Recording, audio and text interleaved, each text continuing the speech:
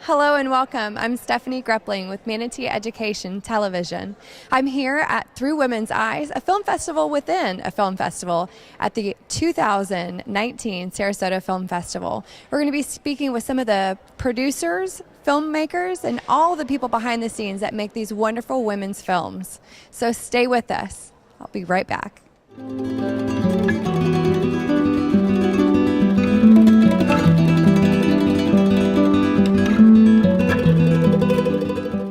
We are here at the opening night of the Women's Film Festival, which is a film festival within the Sarasota Film Festival. This is Scott Osborne, the president of the USNC Gulf Coast chapter. Scott, welcome. Thank you very much. It's wonderful to be here tonight. This is our 20th anniversary, so we're really thrilled. So exciting. Everyone's just starting to arrive. This is our opening night reception. We've had our first day of films. We have our next films tomorrow, and then an encore showing all week. Yes. This is wonderful. 20 years. That's quite an accomplishment. It is, and actually it's interesting. This is a production of the Gulf Coast chapter of UN Women. It's one of 4 activities we do. It's certainly our longest and probably the one that Sarasota knows us for best. But all of our work goes to support UN Women, which is a gender equality organization in over 150 countries. So we're all volunteer, nonpartisan, so this is one of our signature events. That's wonderful. How did your chapter get involved in the film festival originally? It's an interesting story. It started literally by one film. 20 years ago, some women had a vision that they wanted to bring a women's film, and it was one film in a rented theater, and then it became an afternoon, and then it became a day, and slowly it's become bigger and bigger. Yes, and this year we had over 400 film submissions to us. Wow. To select 22 different films from all around the world. We're very international. That's incredible to have such a response from women all around the world. It is actually over half of our films this year, and 6 of our 7 features are from other countries. So that's a perspective we especially like to bring. I mean, we think it's really important to hear from women filmmakers. Yes. They're still totally underrepresented. Women directors are a very small percentage. Yes. And to get the women's voice and women's perspective in films really shape our lives, and it's really important to have that perspective. Certainly. Tell me about the significance of the film the films that are being shown this weekend. We have a number of very interesting films, and some of our filmmakers come into town. They really love that. We have a great one this afternoon called Fly Like a Girl, which is about women in aviation. And so we've got some pilots. There's a young girl featured in it, and it just takes a look at a very sort of non-traditional female profession and Certainly. The women in it, everybody from Senator Tammy Duckworth to people in the military and others. We had a great film this morning called Lovesick, which is based in India and is actually about marital matchmaking for people who are HIV positive. In India, where marriage is very, very important, people still want to find love, and there's a doctor who assists them with matchmaking, and it's a really charming love story set in India. Tomorrow we have one called Power Mary, which is about a women's rugby team in Papua New Guinea, and if you've never seen footage of Papua New Guinea, it's really unforgettable. It's really great. Yes. So those all sound amazing. Do you have a particular favorite that is showing this year? Oh, that's interesting. Well, Power Mary is one of my favorites because I'm very sporting, so I love that. There's a really fun one also tomorrow afternoon called BFF Courier, which is set in China, and it's about 4 young women, best friends, and their search for clothes and boyfriends and modern young life and watching how their relationship changes. So that's a lot of fun. And I will tell you the final one we have is Sunday evening, which is a little more, I wouldn't say a heavier note, but very thoughtful, about a woman in New York who goes back to explore how people in Germany feel after the Holocaust, what their memories are like, and what people in Israel and Palestine are like, how they experience fear of another culture, and how the memory has been passed down from generation to generation. It's very thought-provoking. That's called Afterward tomorrow evening.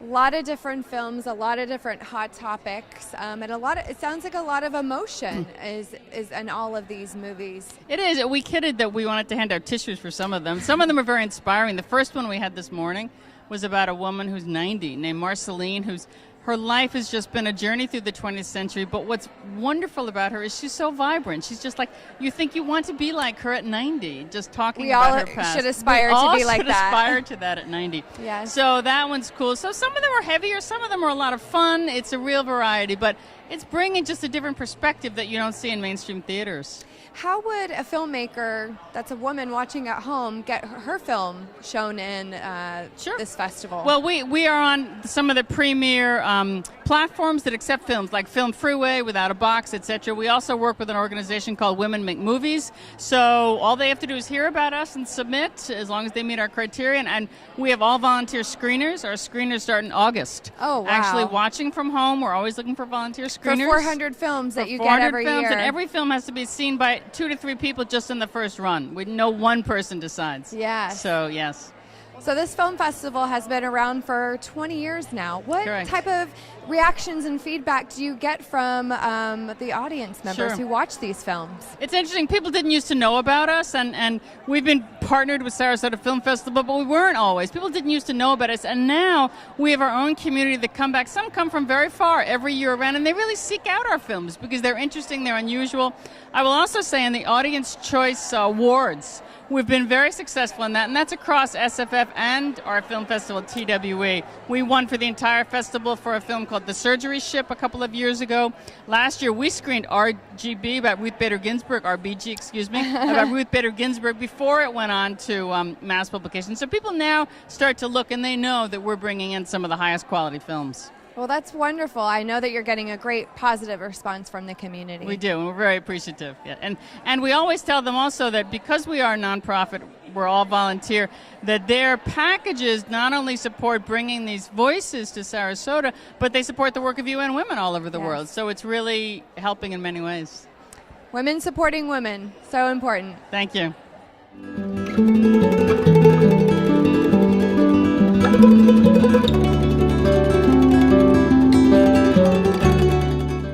I'm sitting down with Andrea Meyerson. Andrea, you have a film in the film festival this year. Yes, I do. I'm excited. That's so I'm excited. Yes. Let's talk about your film. Okay, it's called Getting Started. It's a 22-minute short film, and it's a love story of sorts. Okay, sounds mysterious a little bit. There's a little bit of a twist. Okay, great. I love a twist. Yeah. Tell me about how you got started in filmmaking. What inspired you? What inspired me was I'm a pretty active member of the LGBTQ community, and I had been producing live productions for a very long time. And I have been involved with the film festival in Los Angeles called Outfest, which is the Los Angeles LGBTQ Film Festival. And I was watching a lot of films, and I'm like, it was the year that, it was right around the time Ellen DeGeneres and Rosie O'Donnell came out as lesbians, and the world thought they were the only two lesbian comics. Right. And I had been producing lesbian comedy for years and years.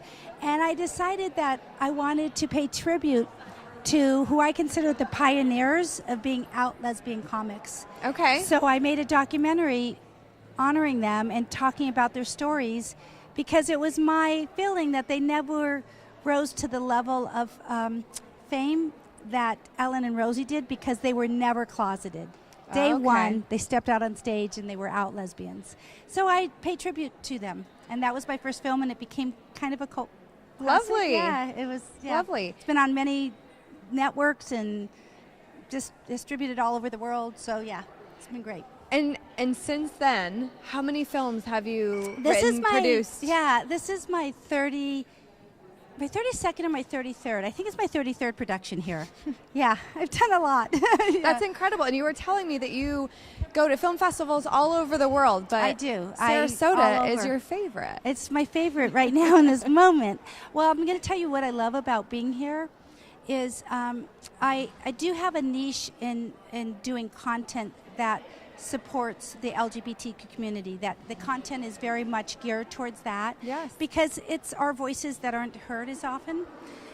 And for a film festival to pick up a film that has lesbian content in a straight film festival means the world to me, because I feel it's so important for us to understand each other. Sure. And understand. Like love is love. Like this is a love story between two women, and there are some obstacles, and I'm so honored to be here because it's sharing a story about lesbian love with people that may not understand or be in contact. I think we all understand love. Sure. But maybe don't understand that it is the same. It's the same issues, all the same pros and cons, everything. So yeah. So I'm honored to be here. And yeah. And well, right now it's my we're favorite grateful film for festival. you. Yeah, thank you. To be here. Thank you. Yeah. We hope that your stories, resonate with audience members and people all over the world, that they have a voice and it's being heard and That's right. they can relate to something on the big screen, right? I feel that way very strongly, yes. Yes. And women, part of the, I love that Through Women's Eyes exists, and to give us a platform, to get women directors and writers a platform Certainly. to have their work showed and honor us means the world. It's amazing. So yeah, grateful for all of it. So what's on the horizon for you?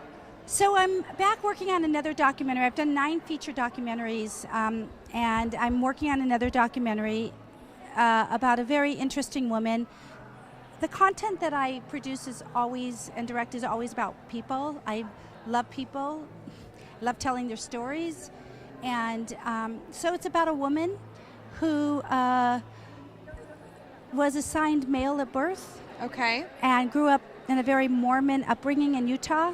It's tough. And she was a missionary, and she married a woman and joined the military, had 4 kids, raised them all Mormon, and then eventually she had to choose between life, living her true authentic self, or killing herself. Oh. And so she moved to West Hollywood and transitioned, and she's living a very happy life, and she's sharing her story, which is really important, especially the story of coming from Utah and that Mormon. There's the death rate of LGBT Mormons is really, really high. Suicide rate, super high. So she found her way through it, and we hope that it will resonate with others to find their way through it. It's a happy story. I know it sounds really powerful. It's powerful. Yeah. Yeah. Important. Yeah, Very of course. Important. So that's what I'm just in the trenches in production with that film right now. Well, it sounds riveting, and hopefully that one will be in I hope 2020 so. That's Sarasota right. Film we'll Festival. have it done by then. Yeah. Wonderful. Yeah. Well, thank you, Andrea, for sitting down and talking Thank you, with Stephanie. us today. It's an honor to be here. Thank you so much. Can't wait to see it. Thank you. Are you coming tomorrow? Maybe. 4:00. Okay. I'm going to look for you. Okay. Okay. Thank you.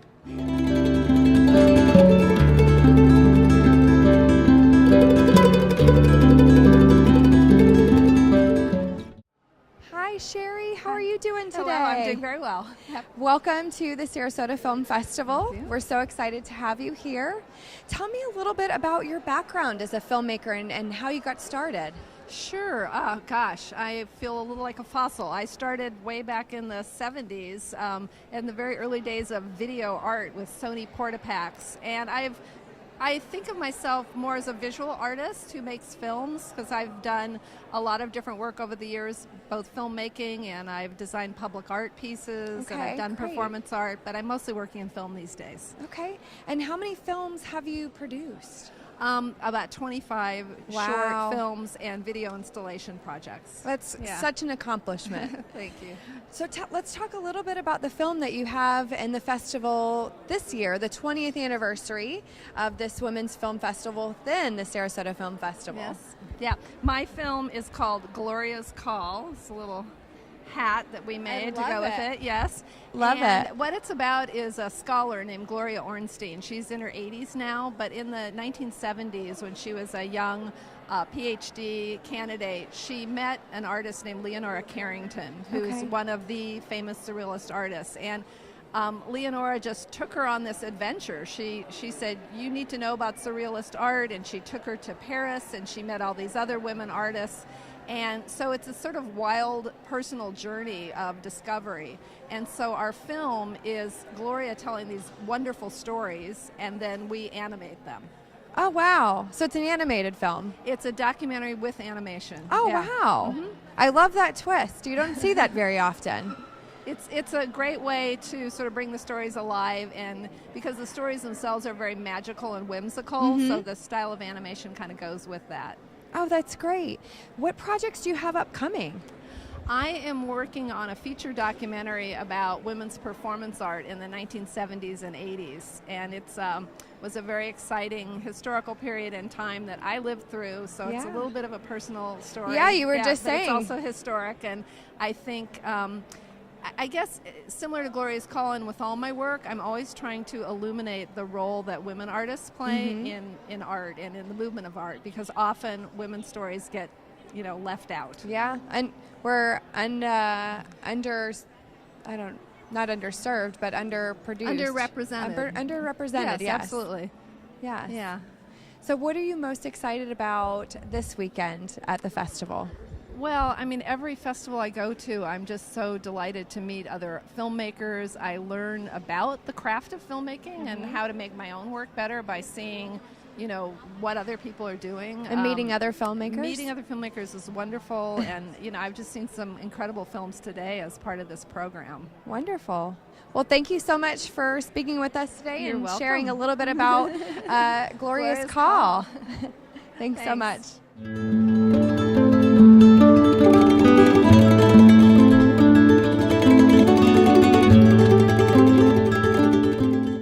I'm here with Roberta Jameson. It's lovely to meet you. Thank you.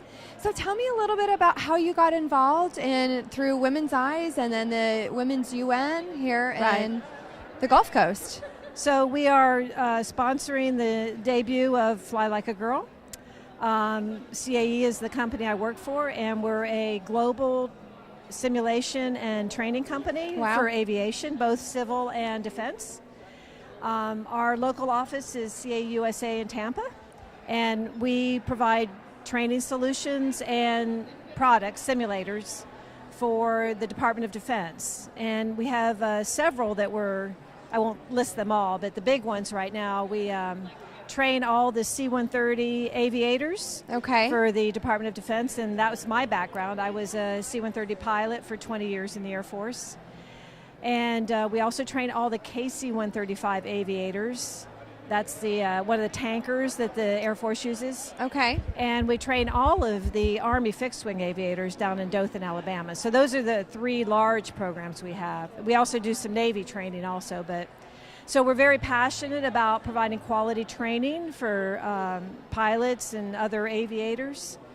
Committed to that. It's what we do. We're a training partner of choice for a lot of different companies, both on the commercial side and then the Department of Defense. But anyway, to answer your question, so we're very interested in anything that promotes aviation, and specifically promoting STEM and aviation in women. And so this was a natural conduit for us to get involved with. Certainly. What a great platform for your organization. Women supporting other women, especially through aviation, and inspiring women through aviation. Agreed. So tell me about a feel-good story where you have inspired somebody. Well, I was in the Air Force for 20 years, had an opportunity during those 20 years to have several leadership roles. And when I retired from the military, I have been working in the Department of Defense contracting for several companies, most recently CAE. And I've mentored a lot of women because I recognize that, especially the younger women, they need that nurturing and they need that mentoring to be able to grow themselves up through the ranks. So certainly a male-dominated profession. So let me tell you a story.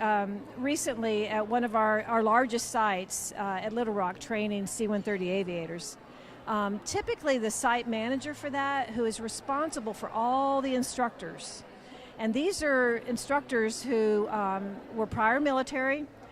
Most of them are seasoned and have been doing it for many years, and usually the site manager was an ex-aviator, usually, I'm just going to say it, white male. Okay. So recently we made the decision to bring in a site manager who was well respected as doing other jobs in the industry, and she was African American. She had never been an aviator, but she has a engineering background, and we brought her in as the site manager. And she is by far the best manager we've ever had, and everybody loves her. So That's she was great. one of those individuals that I was mentoring, and I think it's important to do that. Yeah. Women mentoring other women Right. is so important, It is. especially in male-dominated fields. It's very important. Like aviation. Roberta, it was a pleasure speaking with a you pleasure to today. be here. Thanks so much. Thank you.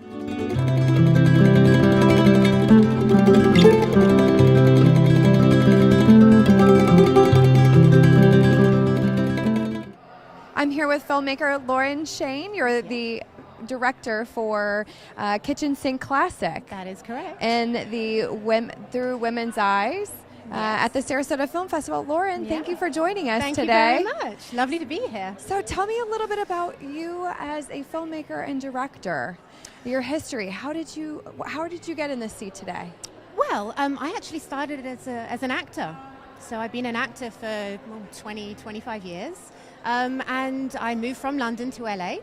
And I wanted to get seen for different stuff. My agent wasn't putting me up for, certain roles. Okay. And I had a lot of stories in my head, a lot of things I wanted to write. I'm not a, trained writer, but I started on a script writing course and just started writing loads of series and conversations and dialogues. And then I have a lot of very strong women in my family. A lot of, let's say, quirky situations have happened. Okay. And I just started getting them on paper. And I wanted to Drawing on family experiences. Yeah, my own. And so this film, it's part of a series. And it's about how this woman, a very strong, strong woman, she goes about getting things in life, manipulating people in life, using her humor, using her emotions, Charming. using sex, whatever she needs to get her needs met, basically. So, it was really fun. And so being the writer, the producer, the director, and being in it, it was really interesting wearing the 4 hats. Wow. Yeah. Wow. How many films have you featured? Have I created myself? 2. I'm in pre-production for my 3rd. Writing a documentary, and there's another 2 shorts I'm writing. Wow. So not busy at all. No, juggling a few things, Spinning plates, it sounds Yeah. like. Wow. Okay. So what are you most excited about as a director, filmmaker, actor being here? I'm bowled over by the amount of the strength, the versatility, the art and the beauty of the women here. Yeah, and very they're really talented. pushing it. Yeah, it's wonderful. It's really inspiring, and the support. I think, I wasn't really aware of UN Women and what you guys do, but it's wonderful. It's beautiful, and I'm glad to be a part of that and to contribute. Certainly. Women supporting other women is so important. Yeah, it really Because is. we're underrepresented in films. Yes. There's not too many filmmakers that are women that are represented out nationally and globally. Yeah, for sure. And I guess, mine it's a very small scale at the moment, but it's part of a series. And I think, I would love more funding. I'd love more platforms, out there, and for us to get our voices heard. So any really. investors or grants out there, this is Lauren. She would love your support. Thank you so much for joining us today. Thank you. Great. Cheers.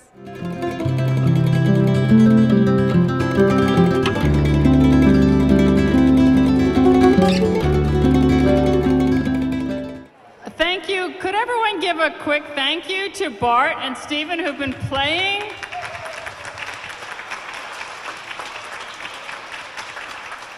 We're very grateful for their wonderful accompaniment, and thank you and welcome all here today to the 20th anniversary of the Through Women's Eyes International Film Festival. I'm going to say just a few words, and then you're going to hear from our filmmakers, which I think is what you all want to hear from before we have our last film this evening. This film festival did not spring from nowhere. It started from one woman, a few women, 20 years ago who had one film and said, hey, let's bring some women's voices to the screen. And slowly it built, and then the next thing you know, it was an afternoon, and then a whole day, And then we had a weekend. And now we had over 400 films submitted for our festival. We're getting publicity from all over, and we've had Audience Choice Awards for many of our films. So we've really built this into something that I think you all, as our volunteers and supporters, should be very, very proud of. So thank you. The reason we do this is because we support the work of UN Women. If you didn't know, we are an all-volunteer nonprofit, so the proceeds from this entire festival go to support the work of UN Women in over 150 countries globally. So in addition to bringing these fantastic voices to the screen, you're also supporting the work of UN Women. Before we go any further, I want to thank a few people who are very important. The first is our chapter board. The Gulf Coast chapter of UN Women provides a number of events all year. This is just one of them. So would our board members please stand up? I know Eileen Oldwine is here, Suzanne, our able treasurer. Kathy Berner could not be with us tonight. Chris is here. Debbie Jennings. Our board is really our support all year round. So thank you to all of them. In addition, Terry Brackett and Terry Rixey have been the real mainstays of this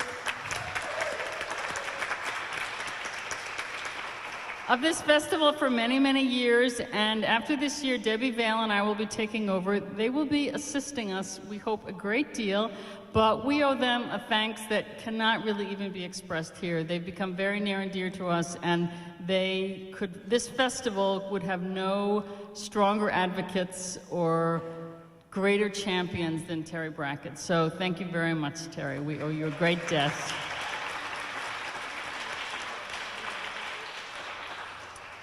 I'd also like to thank our sponsors this year, the Michael Burns Group at Morgan Stanley, the Red Tea, Coastal Eye Institute, Oslo Repertory Theatre, WUSF, Helmuth Landscape, Protect Our Defenders, Karen Arengo, the Dillwood Companies for hosting this wonderful reception, and CAE for sponsoring Fly Like a Girl this year.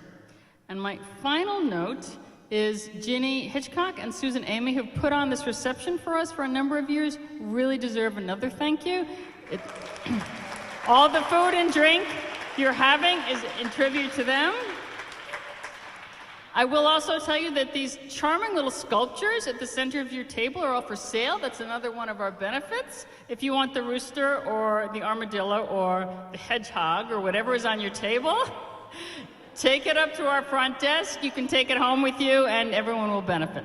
Thank you. Chris? So we have 4 filmmakers here, and if you guys could come up. So we're trying a panel. It's going to be a little different than usual. So if we could have Katie, Lauren, Sherry, and Andrea, that would be great.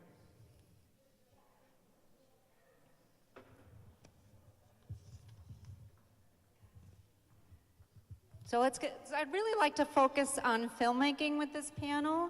And if you want to bring any anecdotes in from your experience or topic specific, that would be great. I've been asked by our filmer if you can hold this mic pretty tight.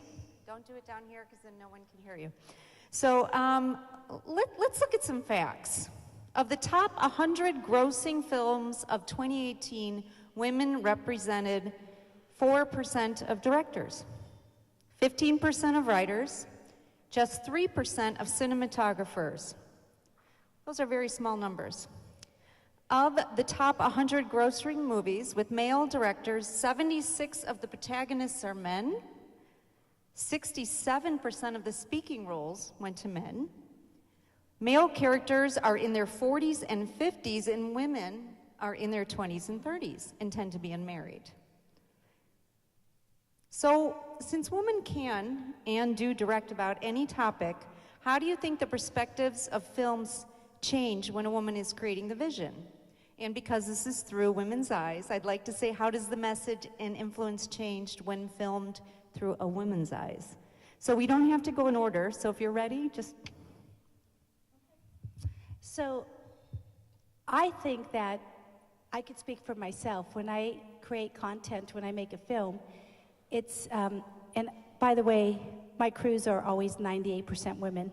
I only hire women, unless I can't seem to find one and we're shooting and it's last minute, I'm like, throw a guy in there, whatever. But And I do that because we don't have the opportunities that men have. It's always the last go-to, and when we do, it's not even always equal pay. But what's important about creating a content about women, when you're a woman, is that we're not doing it because, I mean, for me, I can only speak for myself, I'm doing it because our stories need to be told and shared, and they need to be told in a way that can really, truly represent us, not about what's going to make money in the end. It's so important to really tell a true story. And I do a lot of LGBT content, so it's the same thing. Creating women content or LGBT content, it's not about what's the new hot thing that's going to sell. It's about how do our stories get told and shared, period, end of story. So that's where my heart is. There's an image in my film where there's a close-up on Salvador Dali, and has a telephone. He's apparently at a desk or something. And my subject, who's a feminist scholar, is saying that women artists see things different than male artists, and the camera pulls out, and you see that his desk is actually a woman doing a backbend in a bikini.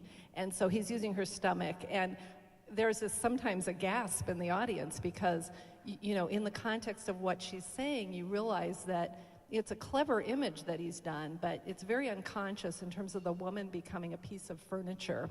And when I was at the Q&A of your film, Fly Like a Girl, and someone from the audience asked about kind of design and how does, you know, the design of airplanes, for example, thinking about women, and I was thinking about when I was a mother of little children, and I had my little babies in the bathtub, and it was very slippery, and I thought there should be bars there. But I'd never thought about that until I was a mother and I had children.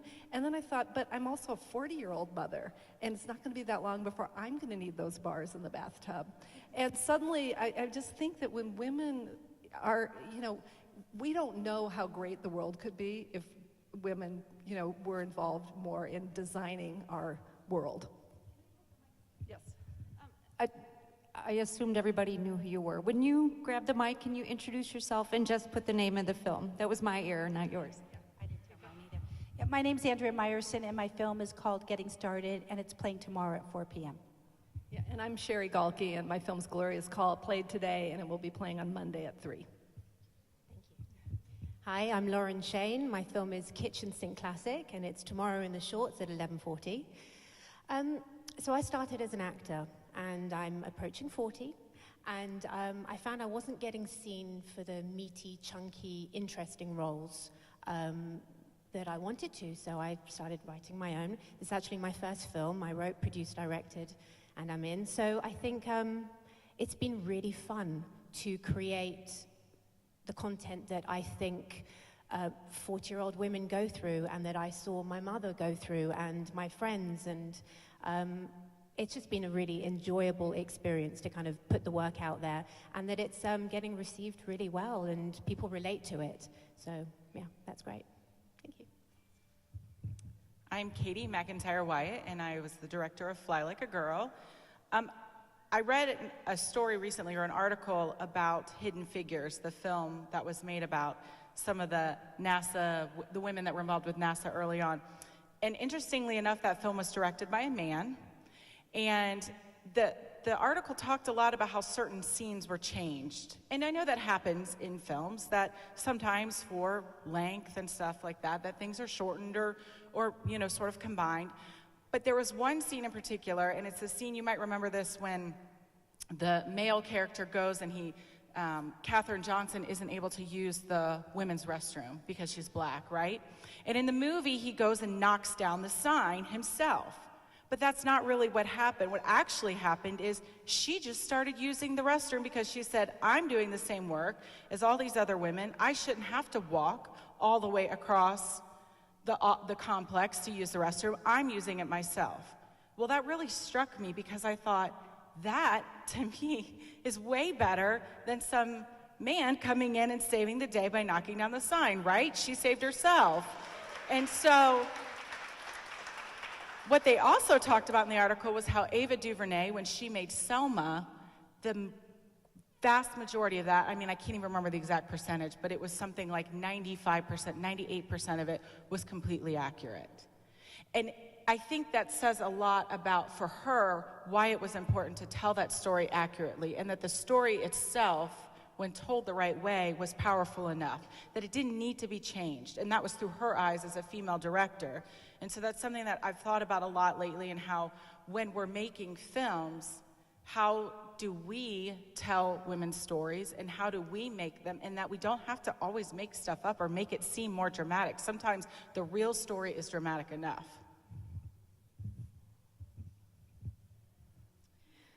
I would love to hear about, and I'm sure they would as well, a challenge you faced and what you did to overcome it. And when you were facing that challenge, do you see shifts in the industry as you guys move forward? They said it's the year of the woman last year, and do you see that happening in your own business? Does somebody else want to start? I started last time. Okay. So I made a decision early on in my career. I've been making films since 2002. And I made a decision that I was going to always honor, like, follow my heart and tell stories that I thought were important to tell and the way I see fit to tell them. And my work has never gone mainstream commercial, and I really don't give a shit, because I don't. People see it all over the world. I get emails all the time. It's streaming enough worldwide. And this stuff has a shelf life, it lives. And I still get emails about my first film that I made in 2003, released in 2003. So I made a decision early on, for better or worse, this is my path, this is my calling, this is my journey. I am telling the stories that I want to tell. I'm telling it through my eyes and the way I see fit. And I agree, I don't think we should change the context of any story to make it more mainstream. I just don't. Period, I just don't. So I can't really speak to how things are changing, because for me, they always have been this way, and they always will be this way. And I don't care about directing the next CSI Miami. I really don't give a shit. And that's, when I came up in the world of filmmaking, a lot of my fellow filmmakers, they're working in TV now. They're getting those gigs. And I'm like, they're making a lot of money, but they're directing crap I can't even watch, let alone direct. I don't want to direct that. It doesn't move me. It's not a story that I care to tell or make better. It's just not. So for me personally, I just will always follow my heart, stay true to my vision, and I just don't, I don't know, maybe I shouldn't say it too loud in the universe. I don't care about mainstream. I care about making really great content that's important, that touches people and changes people's life. So that's my calling. Well, I think because this is my first film and it's a 3-minute, it's part of a series, my challenge was literally wearing all hats, I guess, writing, producing, directing, and being in, and trying to silence them and put the film first and get my character's voice out there. That was really my challenge. I think because I've just started and I come from an acting background, that I'm so proud that women are at the fore and that we are pushing forwards in the industry. So so far it's been a pleasure. It was self-funded, so I guess my next challenge is looking for funding and how to then move it on, but I'm kind of in the early stages of it. So yeah, that's it. I understand the self-funding thing. We were self-funded as well. So I kind of have a different perspective on it for myself, because I work with a film company called Indie Atlantic Films, and I actually work with my brother and husband, and then also we have several other people on our staff, some women, and it's sort of, my biggest challenge was convincing people that they weren't just giving me this film to make. That I came to them with the idea and that they said, do it. Let's do this right now. Let's not wait. We don't need to worry about the funding. Let's just make this film happen. So they were really allies for me in supporting me and giving me the, I don't want to say permission, but saying do it. Don't make excuses for yourself, because I think I'm probably my own biggest challenge, that I'm probably I doubt myself. I say, I don't know if I'm good enough, I don't know if I can do this. I call it the imposter syndrome, right? That, should I really be the one here? And they said to me early on, you have to do this. The story needs to be told. We're not gonna stand in your way. We'll do whatever you need, just let us know. And so for me, that was definitely that, and funding was my two biggest challenges. And it was really important for me, if you saw the film, to have a diverse group of women in the film. There's no men really that had speaking roles in the film, except for some of our instructors who are really wonderful to help. But for me, it was really important to make those women's voices heard. So that was another sort of challenge, is that early on people kept pushing me to include men in the film, and I just, it wasn't, for me, that didn't fit the story. So definitely all the things that you all said and more, so yeah. I think my biggest challenge was having our subject, Gloria, who is a New Yorker who speaks a mile a minute and has a lot to say, and it's all interesting, and having an hour-and-a-half interview that was all really interesting, and boiling it down. I really wanted it to be a short film. So boiling it down and then figuring out how to have it make sense, what the shape of it is. And I remember you know, when we were figuring out the credits, you know, it's like directed by me, and then there was this, one of my collaborators was by my side the entire time through the entire edit, and was like, what's your job? And we were thinking, assistant director? No, assistant, that's not an assistant. And I didn't really realize that, but in documentary that you're a writer, you know, because you're thinking, well, it's her story, I didn't write it. But you really are writing it, because when you shape that story, and you might put something she said at the beginning, at the end, and something, you know, you rearrange things to create this arc. So that was just kind of more of a technical challenge. But I think the other part of it is that having collaborators that you really trust, that you can just really, you know, will just be with you through that difficult edit when you're just not sure if it's working, and help you figure it out. So I believe in putting your wildest dreams out to the universe, and sometimes they listen and they actually come true. So if you had a wildest dreams topic, film, art, what would that look like? What would it say?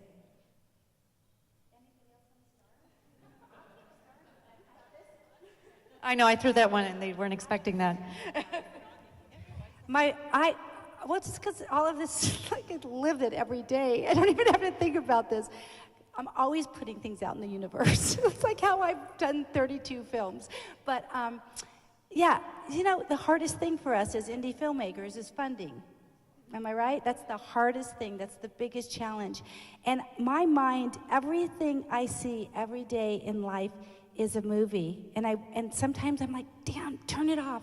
Turn it off. No, don't make that. No. And I can't. You know, it really resonates so deeply in me, and I can't stop it.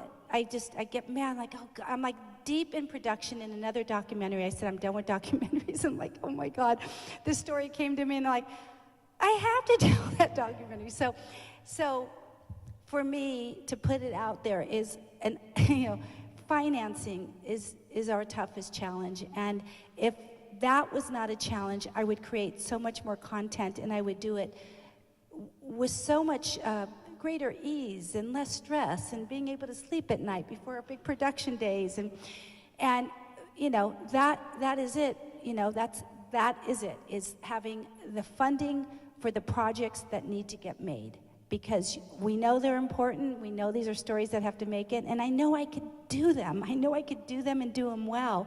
And that's, you know, when you have to crowdfund, it sucks your creative juices so badly. I just can't even tell you. So like, I'm done with that, and I only am doing things that come to me when there is funding available, and that was a decision I made. So since making that decision, that's what I'm putting in the universe. Just, you know, rain enough money to make all the important content that this one female film director wants to make. I promise you won't be disappointed. I have to say sort of the same thing. I'm retiring from teaching, 31 years at my teaching high school at the end of the school year, and I'm chomping at the bit to be a full-time artist and filmmaker, and I'm going to be doing a feature documentary about a period of feminist art history that I lived, and I'm just so excited to be telling this story, and have like been madly writing grants, and have 5 grants pending, and I have not yet done the crowdfunding thing, and I'm dreading it because I know it's going to suck everything. But yeah, that's the thing, is I think we are good at what we do, and it would be nice if it does feel sometimes like, why does it feel sometimes that male filmmakers figure this out better than we do? I don't know. That's where I feel, yeah, okay, it feels a little like there's a gender gap there, but I don't know. It's up to us to change that. All right. No, I completely agree with what both of you have said. I avoided the crowdfunding. It churns my stomach. I don't know how to do it. I would love, I'm writing a documentary and 2 other very gritty, dramas, and it's hard-hitting topics about women and about incest and abortion and stuff, and I don't know if people are going to want to hear about that. So I don't know. I mean, I want to tell these stories. I want to write them and make these films and have these voices heard. So yeah, it's funding as well, for sure. This is a good question. I love making documentaries. I actually made a documentary when I was in high school on Planned Parenthood, which a lot of people questioned what my parents were thinking, and my mom said, sorry, that's what she's gonna do, and I'm not gonna apologize, and it's an important story to be told. So I think my wildest dream is to keep finding those really good stories. And I especially identify, obviously, with stories about women, and I just would love for people to bring me more stories. The funding thing, yes, oh my gosh, crowdfunding is soulless. It's just so hard, and it's just, I would love for people to keep bringing me their stories so that they can be told. And we're also getting into short films too, short narratives. Mad respect to people that do narrative films. That is hard. Everybody says a documentary is hard. Nope, a narrative is really hard. So I would love to keep getting those stories and keep telling women-centered stories. That would be my ideal dream. Can I just add, I want to add one thing about crowdfunding. And I did 3, I'm not doing them right now, but the last 3 documentaries I made, I did crowdfunding. And what I learned through the process and the support that came through is really how we got it done. And so what I want to share with you and you is when you see somebody doing a crowdfunding to make a film, what I want everybody to understand is you're part of creating art and something that can and will change the world and enlighten people and educate people and entertain people. So for filmmakers, know that you are inviting people to be part of something that is really big and really important, and own that. And to people that see people doing crowdfunding for their films, it's really just inviting you to be part of something really big, okay? And just come on board on that. I'd like to open it up for a question or two. I don't have another question, but I just think that, especially some of Katie's comments about really making sure that women's voices come out is just the most critical thing. You know, we read so many statistics about how it's the men's perspective, and I often say to people, there's nothing wrong with that perspective. The problem is it's just not the only one, and there's all these other ones. You know, women of color, all these different perspectives are what we really need to come. So I really just want to extend another thank you to all of you for helping bring that to us and put it in front of people. We try to publicize it, but you all create it. So, thank you. So I want to close our conversation, unless anybody else has a question. Part of the reason we invite the filmmakers here is so you can get to know each other and start building your network and looking for resources to do the creative work that you want. So I'm grateful you're here. I'm grateful for the work you do. I hope you've enjoyed being here as much as we enjoy having you here. And I wanted to thank everybody else. No, go ahead. So the question is, what's the difference between a narrative and a documentary? I think we all know. So a narrative is scripted. You know the story going in. You know exactly the story you're going to tell. A documentary is real life. It is, you're telling a story about something that is really true. And I have to disagree with you. I think narratives are so much easier than, I've made 9 feature documentaries, and my last 2 films are narratives. I'm like, this is a piece of cake. And really the easier part of it is in post-production, because you know your story. In a documentary, it changes every day in editing. It just is a good question. So thank you again for coming. And I do want, another one. So the question was, I have my opinion on this as well. We should cover this at a lunch as well. Why are women moving up the ranks in all different fields, from medicine to academia to law, and not in film? And I wonder if you guys would agree with me. I'm not going to say what I think, but let's see what you think. You go. Somebody, I keep talking. There's so much to say about it. I have a lot to say about it. I want to hear what you say. I think because we are conditioned as a culture to behave a certain way. And I think if you can't see women doing extraordinary things like being aviators, you don't know as a young girl. And I think that speaks to your question. You don't know as a young girl that you can grow up and fly planes or make movies or be the president. I mean, there's got to be examples for our young women to see as they're going through school and through life, that these things are all possible.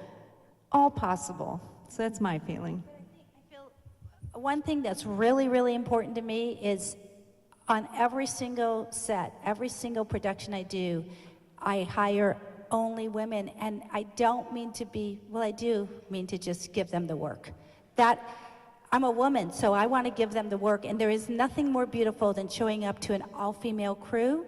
And most of my cast, if you see my film tomorrow, there is one guy, a really nice guy. He's a gay guy, so he's kind of a girl anyway. But there's one guy in the whole film, and the rest, it's an all-female cast. And our crew, except for sound, my female sound mixer couldn't show up. We had one guy, but it's important to us. It's important for us as women director, as women filmmakers, to give the work. I will seek out a woman. Their guys are like, I can do it. Yeah, I'll get back to you. And I just stay on the phone until I get an all-female crew. It's so important for me to hire all women and give them the work. Anybody else? Okay, I would like to, again, thank you. Remind you that all our TWE films run through the Sarasota Film Festival in the coming week. So if there's something you like, tell your friends. Go online, see when it's playing. We'd love to keep those seats filled, and continuing support for Through Women's Eyes. Do you want to close out? Okay, thank you.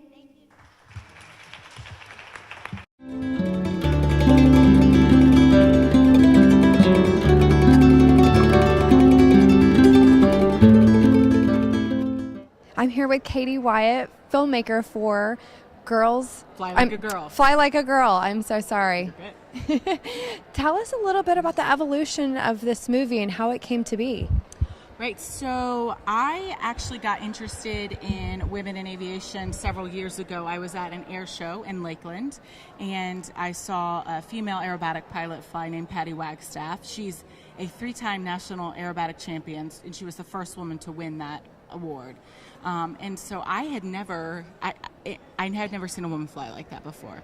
And I thought, well, if I haven't seen this ever, then a lot of other people haven't either. Yeah. And so I always wanted to make a documentary, and so I started reading more about women in aviation and just decided that this was a story that needed to be told. And it became really important to me to tell the stories of what women are doing now in aviation, but then also a little bit about what they've done historically. So that's kind of where it started. What does it mean for you and also to the community to make films like this, to represent the underrepresented? Oh gosh, I mean, it means a great deal to me, because I knew that when I wanted to make a documentary, I wanted to make one that would make a difference, that would inspire particularly young women and girls, but also older women as well. You're never too young or too old to become a pilot. I know there was a woman we talked to that she became an aerobatic pilot in her 40s. Oh my gosh. So it's just one of those things that meant a lot to me to be able to tell their stories. Sure. I think for our community, especially for our young girls, they have to see women up there on the screen, in books, in the news, doing incredible things. That it's palpable and it's not just a dream. Yes, That and they have to see achievable. women that look like them as well. Yeah. So, yeah. Tell me a little bit about your upcoming films that you're maybe working on? So we're kind of in a process right now of thinking about what's our next documentary. We're working on a couple different ideas. We're sort of throwing some things around. It was entirely self-funded, our film. So we're taking a step back and saying, what's the next thing for us? We are working on some short films. The film company I work with actually just completed another short film that we hope to see hopefully out there in the festivals soon. Who knows? I don't know. I'd love to see another women's story, a story about women doing incredible things. Another amazing inspirational movie. Yeah, maybe. That would be great. That would be great. Maybe about women astronauts. Yes, yeah. That's a hot topic right now. It really is, yeah. Women going to Mars. Or women filmmakers. A lot of people don't know about the early women filmmakers. There we go. Yeah. I love it. I love it. This platform for filmmakers to get their films out into the communities and circulating is so important. I understand this is your first film that has been in a film festival. What does that mean to you? Oh my gosh. I mean, I can't even, it's like a dream come true for me. Film festivals, when I was a younger girl, I actually would go to film festivals when I was in high school. And even when I lived in Sarasota, right out of college, I actually came to the Sarasota Film Festival. And it just seemed like something that was so far away and unattainable. And I think that the wonderful thing about film festivals is they make it attainable. And that especially through Women's Eyes in Sarasota, that they are bringing women filmmakers to the forefront, that they're making it a mission, and they've been doing it for a long time. It's not something new to them. It's not, they're not jumping on a trend. Yeah. They're really making it important to bring women to the forefront. And film festivals are kind of like, if you bring it back to the aviation world, air shows, right? Sure. And then an air show might be your first taste of seeing a pilot, right? And so film festivals are sort of your first taste as Sneak a peek? kid. Exactly. Yeah. At first taste as a kid, to see that I can identify with those filmmakers, because they're not doing necessarily the big blockbuster hits. They're doing those films that just really get down to the nitty-gritty and tell stories that other people can really relate to. I love it. So when did you know that you wanted to be an independent filmmaker? I actually went to an art school in West Palm Beach, where I grew up, and I was involved in film and television there, but I kind of got away from it for a little while in college. I was a teacher, but kind of kept my hand in the filmmaking world. There's always nagging you in the back of your mind. And I love telling stories. I love teaching writing in school and reading, and that's all about telling stories. Sure. And so I never got away from that desire to tell really good stories. And I don't know if there was a moment where I knew. It's just one day I said, I'm doing this. And I did. So, yeah. Well, congrats on your first film in the film festival. Thank you. I appreciate it. Pleasure Thank meeting you. So you. Much. You too.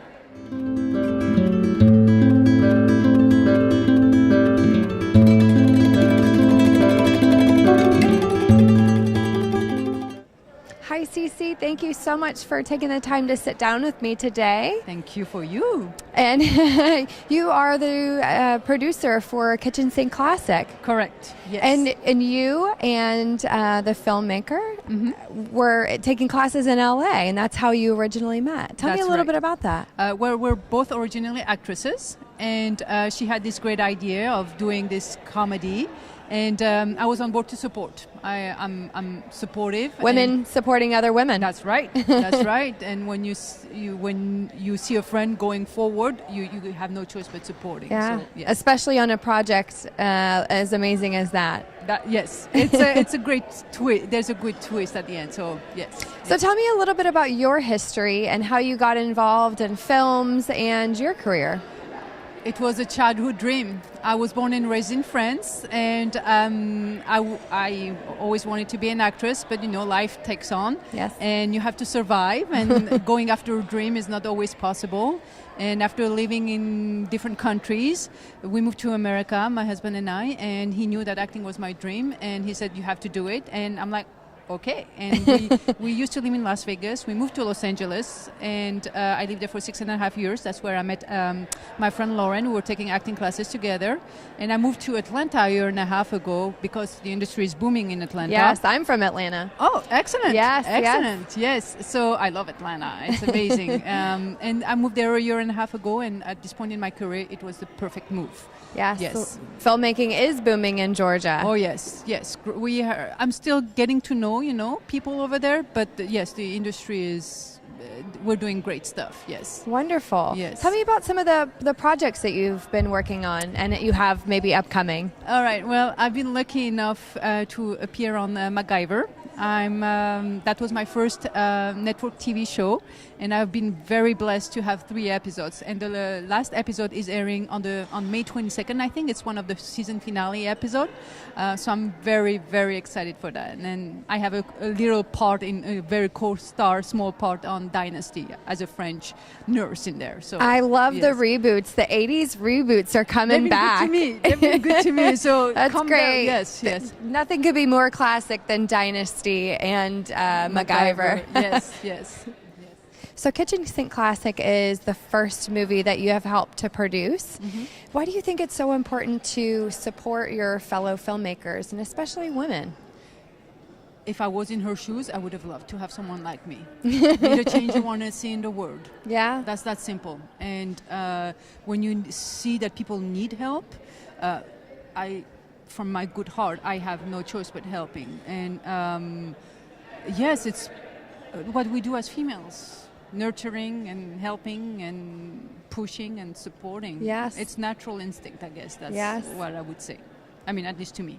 Yeah, Yes. I think that's a lot of women feel that same way, and banding together and supporting each other's, especially for big projects, pursuing dreams, right? We know how hard it is. So when we can, we help. When I can, I help. Well, that's lovely. It's You're a individual. wonderful friend. Oh, well, thank you. I hope she knows that too. Yes. I'm sure she appreciates it very much. Yeah.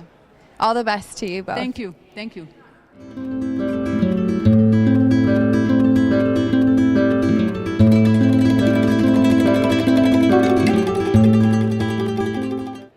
Well, that about wraps it up for the 20th anniversary of Through Women's Eyes, a film festival within a film festival with the Sarasota Film Festival. We spoke with some great filmmakers, producers, directors, and some people behind the scenes. We hope you enjoyed that panel discussion as well. Thanks for joining us today. I'm Stephanie Grepling with Manatee Educational Television.